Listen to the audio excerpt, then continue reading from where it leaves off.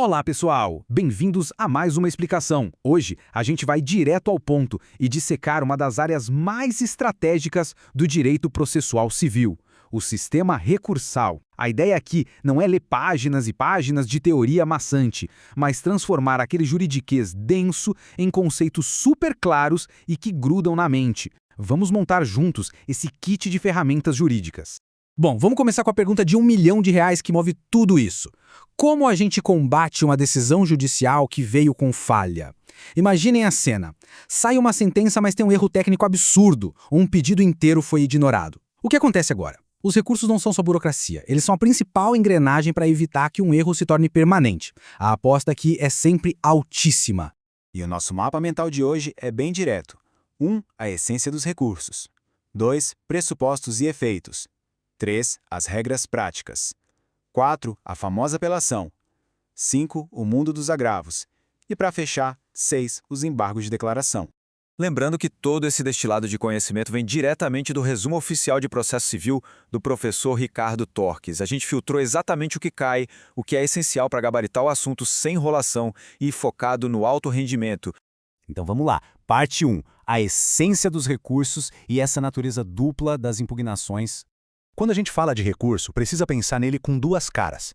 Ele é uma faculdade, ou seja, o Estado dá o direito de revisar a decisão. Ninguém é obrigado a recorrer. Mas, estrategicamente, é um ônus, um verdadeiro peso.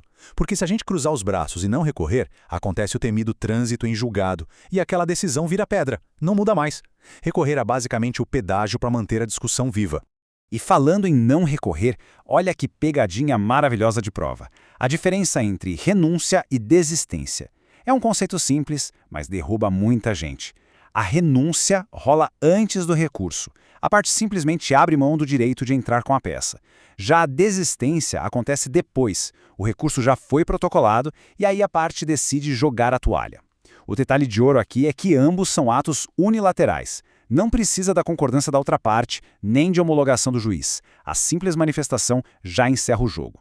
Avançando para o nosso item 2, pressupostos e efeitos. Quais são as regras universais para entrar em campo?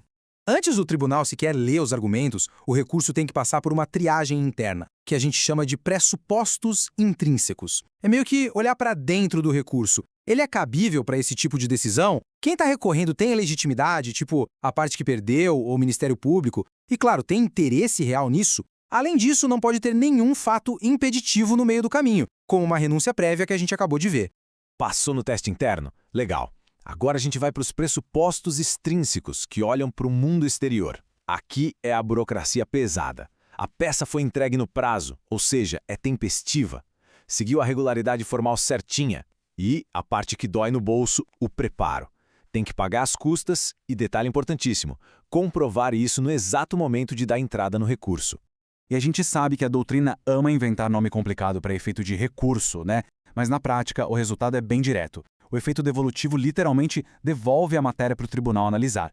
O suspensivo é o sonho de consumo. Ele freia a decisão, paralisa tudo até o fim do julgamento. E o regressivo é taticamente incrível, porque permite que o próprio juiz que deu a decisão perceba o erro e volte atrás. Imagina só, o próprio juiz conserta o problema ali mesmo. Parte 3 agora, regras práticas e prazos, o que a gente precisa mesmo gravar. Sério, se dá um branco na hora de uma prova e a gente tiver que chutar um prazo no processo civil? Chuta 15. 15 dias é um número mágico. É a regra de ouro para quase todos os prazos recursais que existem por aqui. E na prática, a brincadeira fica séria com alguns detalhes. Primeiro, só dá para recorrer de sentença e decisão interlocutória. Se for um despacho de mero expediente, aquela movimentação de rotina, esquece, não cabe recurso. Esqueceu de pagar o preparo? A consequência é a deserção, o fim da linha. Mas a lei dá uma colher de chá e manda intimar para pagar em dobro. Agora, se pagou a menos por erro de cálculo, ufa, ainda dá tempo. O prazo é de 5 dias para complementar. E o recurso adesivo sempre pega carona no exato prazo de resposta do recurso principal. Item 4. A apelação. A nossa espada larga no processo. A apelação é a ferramenta mais clássica e abrangente. O alvo principal dela é a sentença de primeira instância. Como regra, ela não tem aquele juízo de retratação do juiz de base. A função primária aqui é usar o efeito devolutivo com força total, empacotando toda a discussão e mandando para o tribunal resolver. E adivinha o prazo? Pois é, os nossos velhos e conhecidos 15 dias. Mas a grande sacada aqui é a tal da causa madura. Pensem numa eficiência absurda. Se o processo chegar no tribunal porque o juiz de base extinguiu sem resolver o mérito por um detalhe técnico e o tribunal olhar e falar, opa, todas as provas já estão aqui, o caso está maduro, os próprios desembargadores já julgam o mérito ali mesmo de uma vez. Não devolvem o processo lá para o início, não. É um baita de um atalho processual. 5. Entrando agora no mundo dos agravos, que são os nossos instrumentos de precisão. Saiu a sentença, é apelação. Mas e se a decisão sair no meio do processo? Aí entram os agravos. O agravo de instrumento ataca justamente essas decisões interlocutórias e vai direto para o tribunal. O agravo interno é usado contra a decisão de um único desembargador, forçando a turma toda a julgar o caso. Só que, muito cuidado, se esse agravo interno for rejeitado por unanimidade por ser manifestamente infundado, a turma vai aplicar uma multa pesada de 1 a 5%.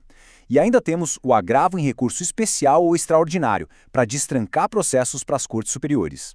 Tem uma coreografia procedimental no agravo de instrumento que é genial. Quando a gente protocola a peça direto no tribunal, a regra diz que é preciso avisar o juiz lá da primeira instância. Mas, e se houver um esquecimento? Perder o recurso? Na verdade, não. Se a parte contrária dormir no ponto e não provar essa falha em exatos 3 dias, o recurso segue vivendo a silva. Ou seja, o silêncio da outra parte literalmente salva a pele de quem cometeu o erro. E para finalizar, parte 6. Embargos de declaração. Os nossos esclarecedores. Os embargos de declaração fogem completamente da regra. Eles não nasceram para reverter uma derrota ou anular a decisão de ponta a ponta. O propósito é só esclarecer, corrigir ou completar. Eles servem para limpar a lente do que foi decidido.